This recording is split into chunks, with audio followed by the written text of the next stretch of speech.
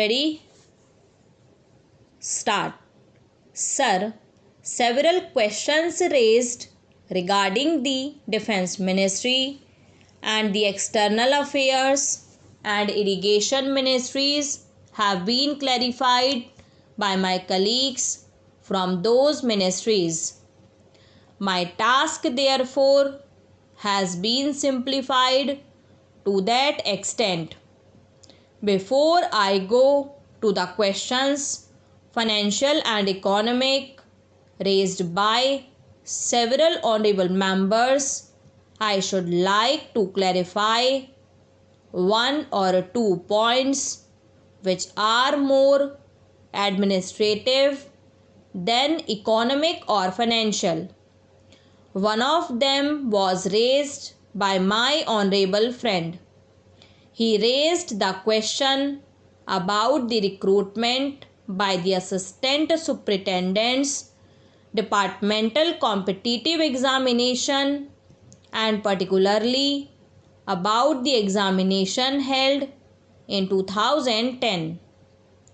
He said that about rupees 6 crores were spent for the 2010 examination, and later it was declared that no vacancies were available.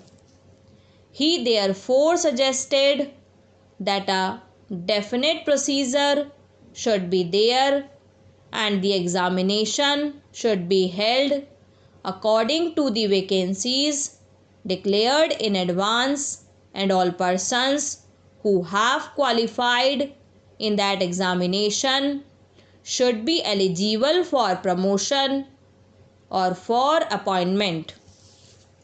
Sir, I do not know whether the honorable member knows how these vacancies are filled. He probably refers to the section officers grade in the Central Secretariat Service. This is filled 50% by direct recruitment and 25% by departmental competitive examination open to the assistants, that is the next lower grade, and the rest 25% by promotion of the assistants on the basis of seniority subject to fitness. The examination, therefore, that he was referring to was a departmental competitive examination for filling 25% of the vacancies.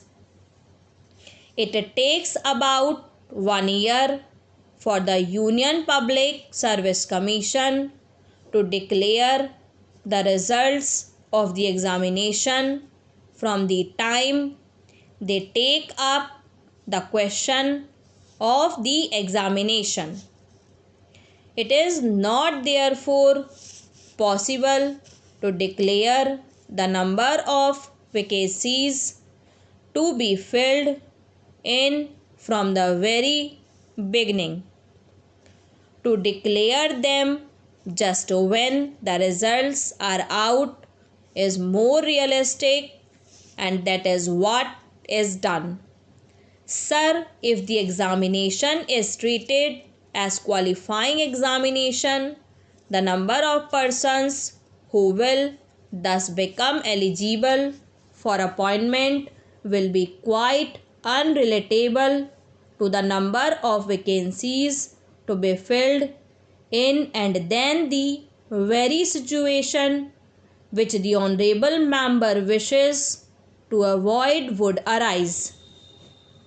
It would not then be possible to hold any of the examinations at regular intervals, and promotions against this quota would become very fitful. The honorable member also suggested that the rules for recruitment and promotion, etc., should be uniform for all ministries, whether participating in the Central Secretariat Service scheme or not. It must be, and this is so except for the Ministry of External Affairs and the Railways. These have different rules, but these rules are very much similar and there is not much difference. But because these persons are recruited for different purposes and by different agencies, they are separate. Therefore, his purpose in saying that there should be uniformity is almost carried out. The only difference is that the Ministry of Home Affairs does not control the services in these two ministries.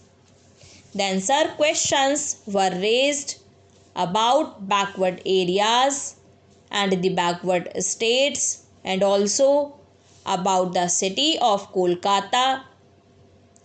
If the budget is properly scrutinized, it would be found that assistance is provided for the states, particularly the backward states, and the Finance Commission, which assesses the overall recruitments of the states, takes this into consideration and makes its recommendations, which are carried out every time the Finance Commission's recommendations are received, and they are received periodically according to the Constitution.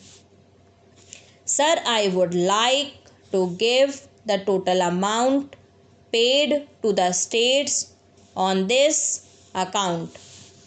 The main objective of planning is to create conditions in which living standards are raised in a sufficiently reasonable level and all citizens are given full and equal opportunity for growth and service. The plans seek to provide a balanced emphasis on increase in production and employment. The development plans are thus accepted as the means for ensuring equitable development in the field of social services.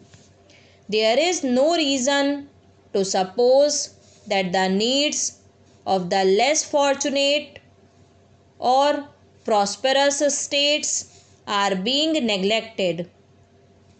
But it would not be proper to expect that all these differences could be wiped out now immediately.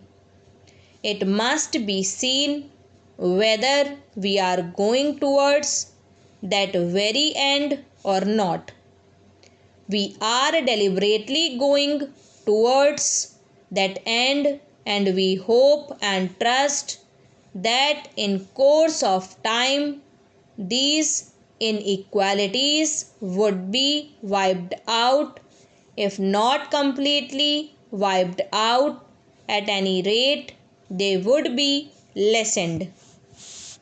My honorable friend complained about inadequate provision included in the plan for meeting the growing requirements of the city of Calcutta, where even the basic services like water supply, sewage disposal and drainage were not being augmented, and that the central government was not enthusiastic about solving these difficulties.